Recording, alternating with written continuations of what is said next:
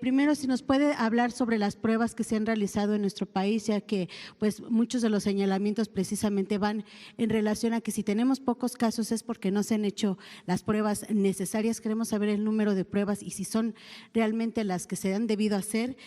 También saber si han platicado con Estados Unidos después de esta medida que tomó el gobierno. ¿Les han llamado a ustedes? ¿Les han pedido de alguna forma alguna acción para evitar que lleguen los extranjeros a su país? Y también saber, ahorita que acaba de comentar que de este evento de mujeres, entonces ya podemos saber que se ha dado la suspensión de este evento precisamente por la presencia de coronavirus, es decir, ¿ya hubo la suspensión de un evento por esta situación? Gracias. Gracias por las preguntas. Me voy de atrás para adelante.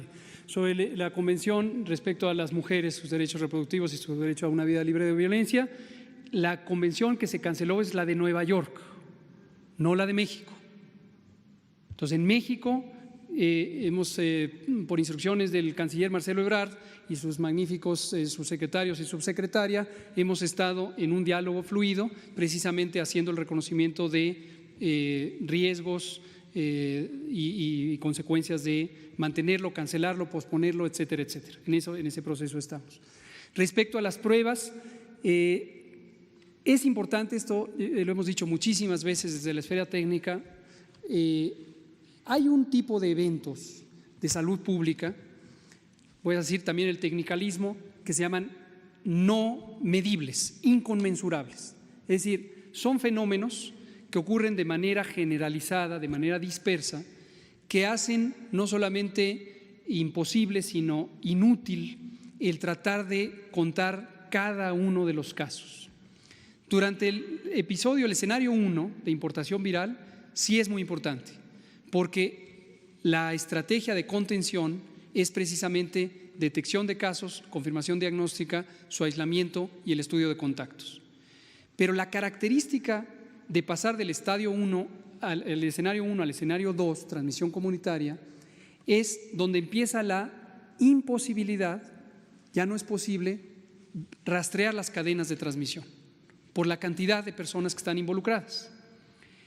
Y ahí es donde empiezan no solamente las distintas otras medidas de salud pública, como las que se han comentado, sino también los cambios en la vigilancia epidemiológica.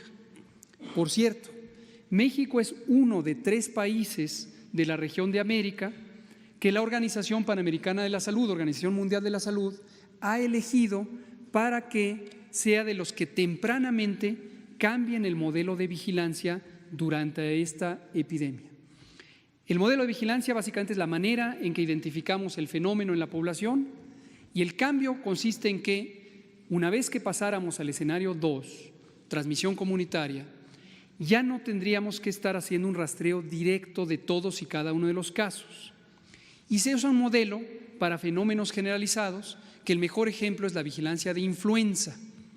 La vigilancia de influenza en México desde 2005 usa un modelo. Precisamente México fue de los que tempranamente adoptó el modelo, hoy se usa en casi todo el mundo, que consiste en que hay unas estaciones de monitoreo del fenómeno influenza. Esto es parecido al monitoreo ambiental, por eso hacemos esta comparación para que se entienda.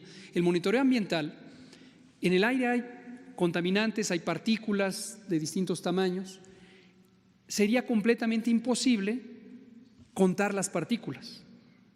Imposible y además inútil. Y entonces lo que se hace es que en el territorio hay estaciones de monitoreo para medir la concentración de los contaminantes. Le pongo otro ejemplo que creo que va a ayudar también a entenderlo. Los análisis clínicos que se hace uno en el laboratorio para fines médicos, la biometría hemática, que es donde se cuentan las células de la sangre. Cuando uno va al laboratorio, le toman una muestra de sangre de 10 mililitros. De hecho, bastaría con 5. Y ahí se mide cuál es la concentración de glóbulos rojos o de hemoglobina, que es la proteína roja de la sangre, que tiene la persona. No los 10 mililitros, sino la persona. Es decir, no se necesita contar todos y cada uno de los glóbulos rojos que tiene la persona.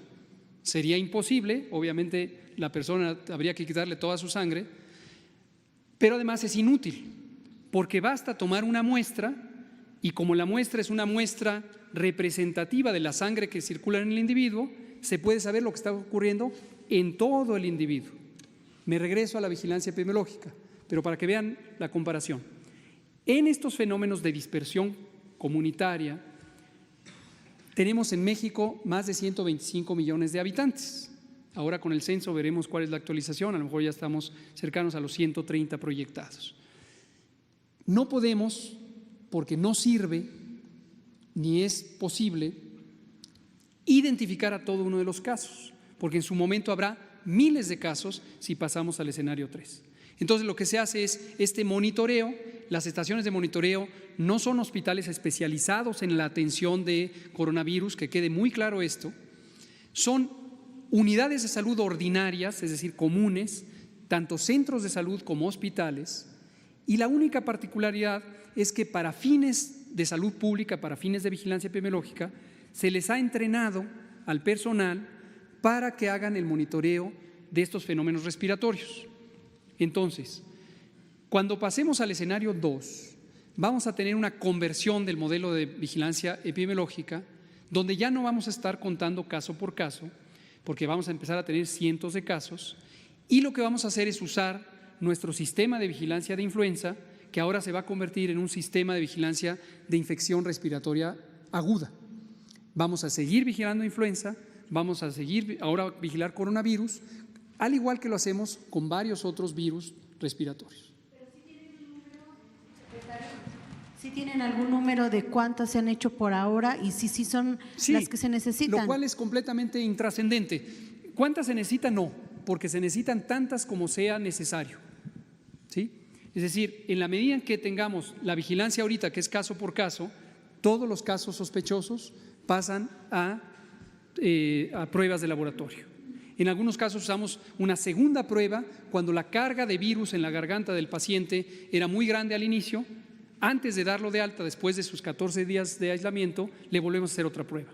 El que tenía una carga baja no necesita porque ya la elimina. Entonces, esto es muy dinámico, depende de cuántos pacientes haya.